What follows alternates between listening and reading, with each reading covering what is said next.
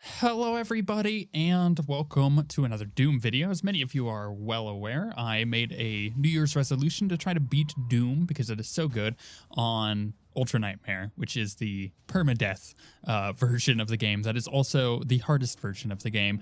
So what you're seeing in the background is the footage of me doing the first level. I made it through the first level, and that's everything you're going to see in the background is like from start to finish on this. And I'm going to talk about some of the tricks and stuff I did to do it. Before I go into that, I'm just going to quickly say that I've noticed when I upload Doom, it kind of gets a little blurry and a little pixelated, so I'm going to upload this video at a much higher bitrate.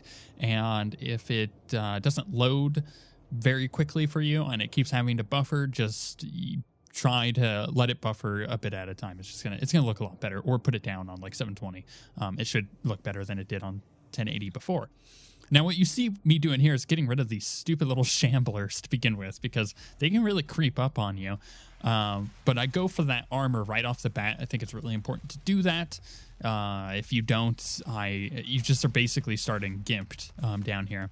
And this whole first part of the game is really hard because you're missing a lot of the weapons that are really good, and you also are missing a lot of the upgrades. So you are basically doing your best with a very, very little.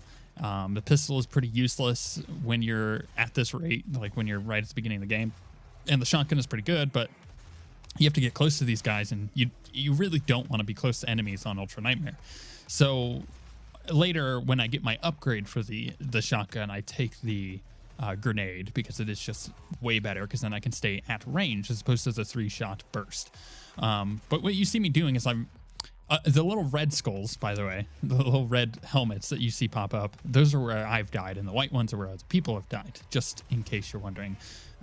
It loaded kind of a fresh one for me, so there weren't many skulls laying around, but there were several of mine. So honestly, when you're running through in this spot is really difficult, again, because you don't have any upgrades, and they throw imps and the little soldier dudes at you, the little marines. And imps are one of the most dangerous things to fight on Ultra Nightmare, because they like to run around, and as you're going to see, they like to jump up on the top here, which is something that I haven't seen them do. Like, I've done this mission maybe 10, 12 times on Ultra Nightmare, and on Nightmare as well, just trying to learn it. But I've never seen the imps jump up like they do right there, up onto the top, which makes them really scary because they can jump in behind you. The other thing I'm doing that I probably shouldn't be is I'm doing way too many glory kills. It gives you so little health to make it worth it, but because I'm so close anyways and I have the shotgun, I may as well do it, and that's kind of my thought process there. In the future, I'm going to try to avoid any glory kills if they're pretty far away, or if I can just avoid them, because it locks you into the animation and it puts enemies around you. So that's all very difficult to deal with. But I made it through that first area, and that is probably the best that I've done since my first attempt at it. I kept dying in this spot, and I just couldn't understand why. Eventually, I just got a good rotation going, and I know where all the power-ups were, so I kind of went for the ammo and the health as I need them. And you'll see that I run around jumping a lot. It actually helps, believe it or not. Some people find it really hard to jump and run and shoot at the same time, but for me, it's a lot easier to aim that way. I don't know why. Plus, you're a harder to hit target for a lot of these things. You want to keep moving. If you're in Ultra Nightmare, the best tip I can give is to never stop moving, because the moment you do, you're going to get shot by something, including these imps that, like, they just have impeccable aim with their little fireballs, and then the Marines are no joke either. And that's just on the first level. These little zombie dudes are pretty easy to deal with, and you can clean them up quickly, so they're not difficult, but anything that actually has a gun or some kind of projectile weapon, very, very dangerous.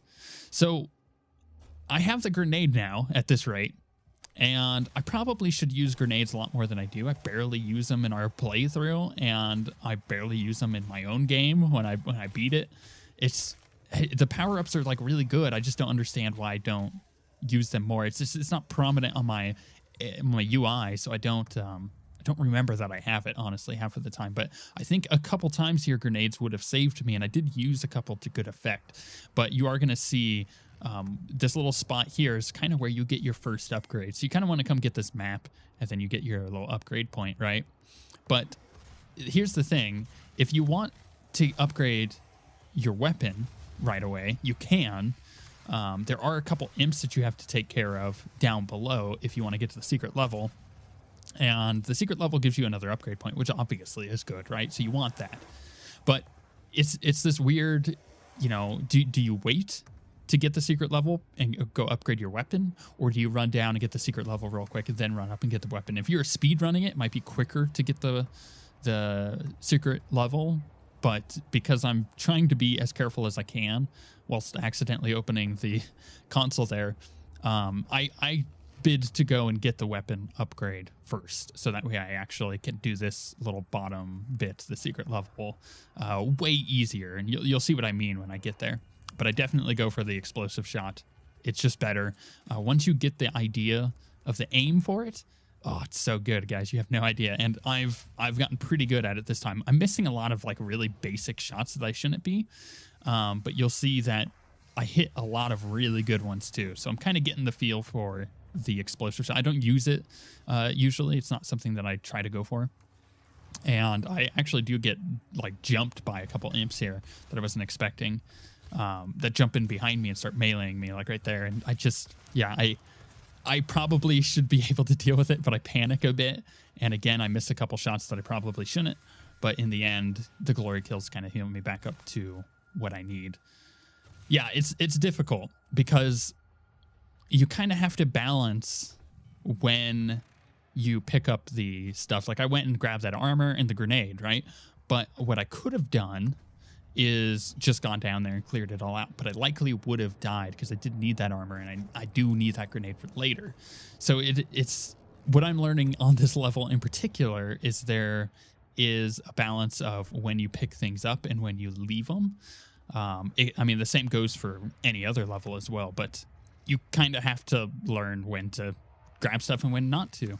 And because this is a level that I am doing over and over on Nightmare, as I said in the New Year's resolution video, that I'm kind of learning how to pick these up as I go, and I'll learn the second level. So the way I actually deal with this hidden level, the secret level, is really clever. I use the explosive shot on the first one, and normally I would throw a grenade right after, like throw it at the pillar so it lands next to him to kill the second one.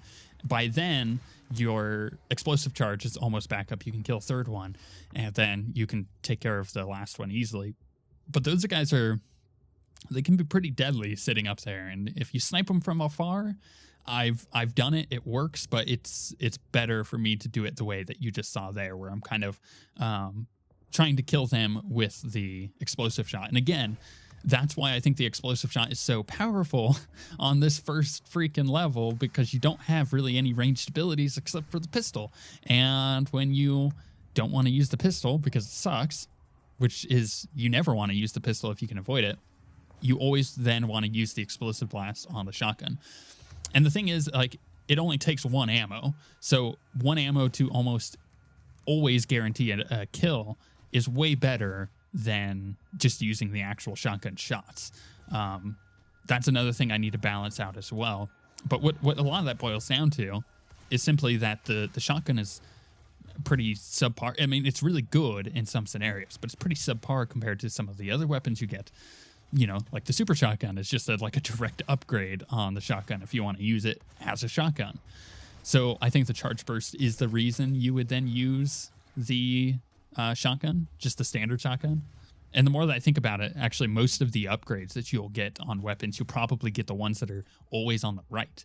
Like siege mode on the pulse rifle, or not pulse rifle, the Gauss rifle. That's what it's called. That is really, really good for killing big enemies, which you'll need later on in the game. And then the chain gun is the right upgrade, is the best one to get for that. So when it boils down to it, I think that most of the stuff I'm going to get is the things that are going to keep me as far away as I can from enemies. In fact, there's a suit upgrade later on in the game. It's like the rich get richer, I think is what it's called. It's when you have high armor, you have infinite ammo. I'll probably go with that if I get to that point, and then just use the Gauss rifle to kill everything, because it's actually my favorite weapon in the game, and it feels really good to shoot for me. So when you find that weapon that works for you, that's the one that you want to use. This area that you see me fighting in right now is really difficult with these imps because they can jump up on you and hit you. You'll see one hit me there. It's rough because if you are low on HP, you don't have armor. The armor really helps against that kind of stuff. But if you don't have the armor, they're just going to like straight up kill you because they can hit you and start running away. And as you try to chase them down, they'll like fling a fireball over their shoulder. But what I want to do here is pick up this little secret before I get more enemies to spawn.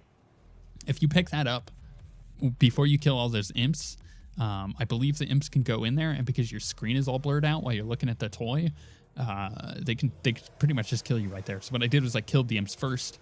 That was something that I changed from my first run where I got there and almost died accidentally to a freaking imp.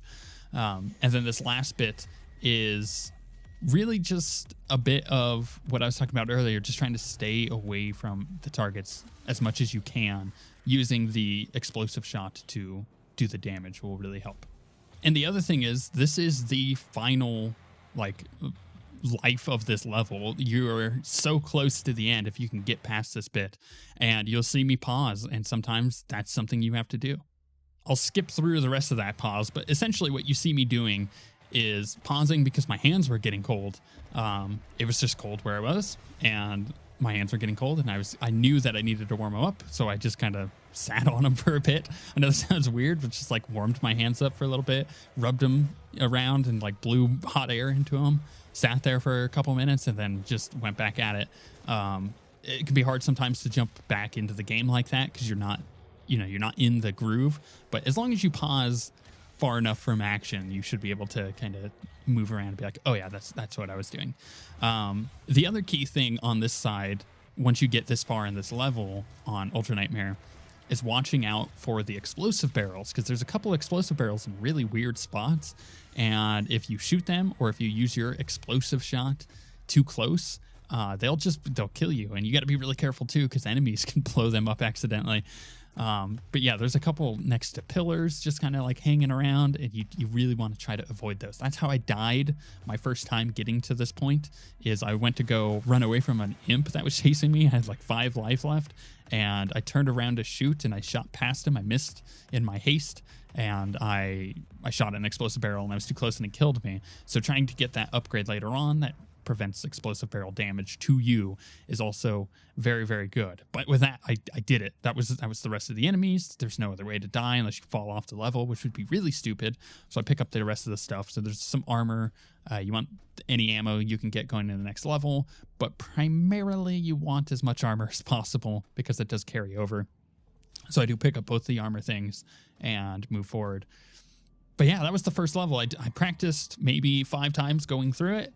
And once I had the flow down, I was ready to move on. Now I'm going to move on to the second level, which is a little easier because now I have the right upgrades. I have the right weapons. I shouldn't die on the second level, even if I just do it a couple times. You get the chainsaw through there as well. It'll be exciting, but I'm going to move on through that probably over the next couple of weeks. It's going to be pretty busy, and that's kind of the hard part of this playthrough that I'm doing is I'm going to be like coming back to it constantly, but I should see a marked improvement in gameplay. With that being said, we shall see you guys next time.